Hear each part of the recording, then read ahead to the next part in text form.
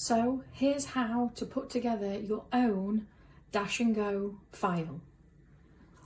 Firstly, got myself a ring binder and I've printed out our Dash and Go front covers. I think there's 6 to choose from.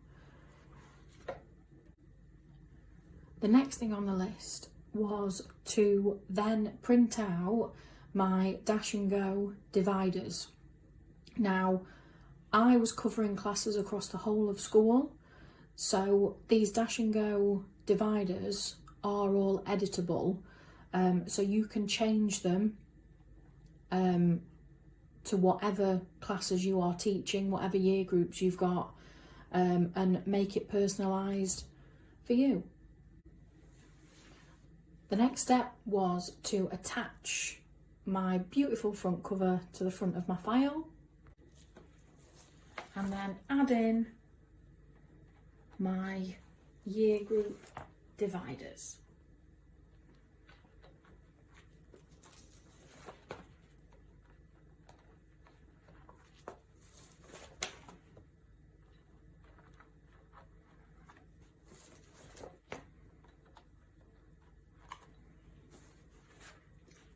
Twinkl Busy Bees are just the best at designing products. They are absolutely gorgeous.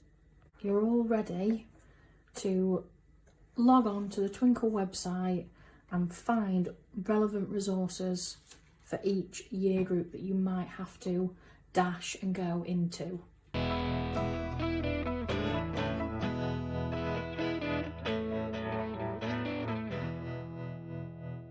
I just wanted to show you how I put the Dash and Go file together and what it looks like.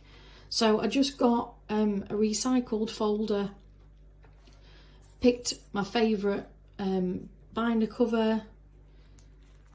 I've got some resources, but I'll go into a bit more detail about those. I had a daily planner that I popped in there, and then these are the lovely dividers that are editable, so you can change them to whichever year groups you're teaching.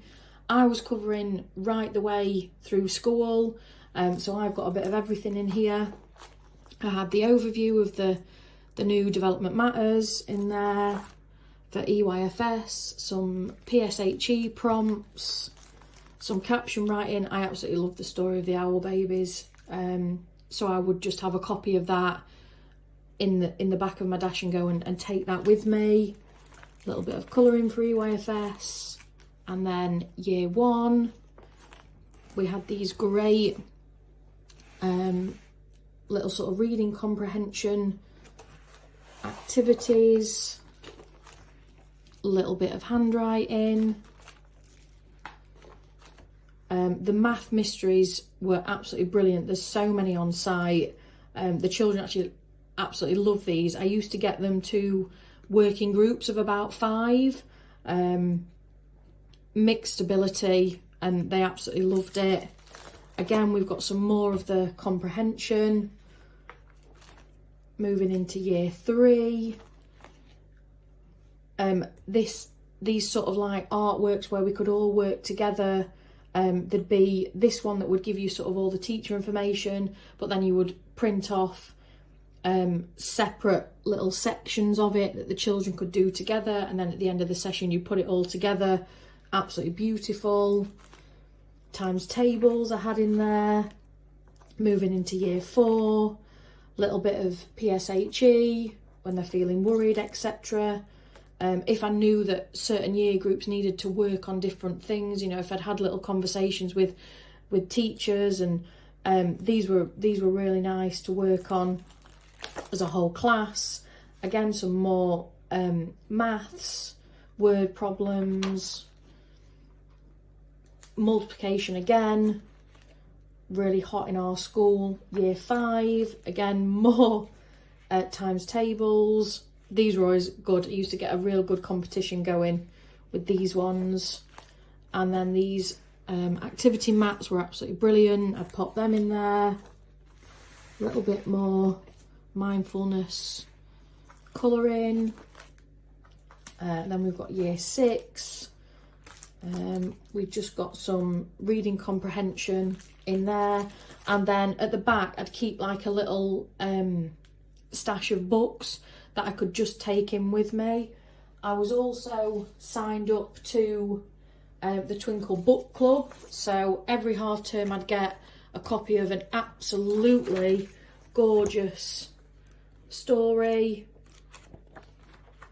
and there'd be lots of supporting resources to go with it. So the Hydosaurus, that's focuses on maths concepts.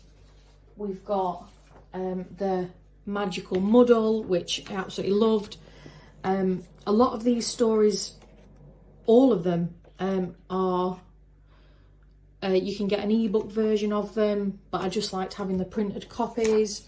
So we've got Can You Describe the Setting? That was a brilliant one.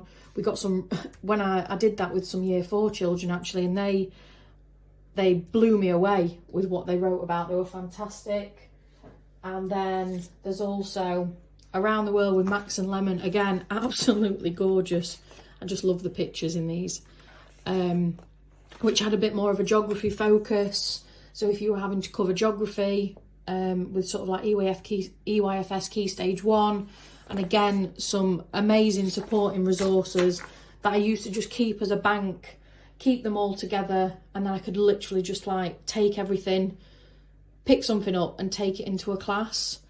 Let me know if you have a similar file to this, or if that would be really useful to you.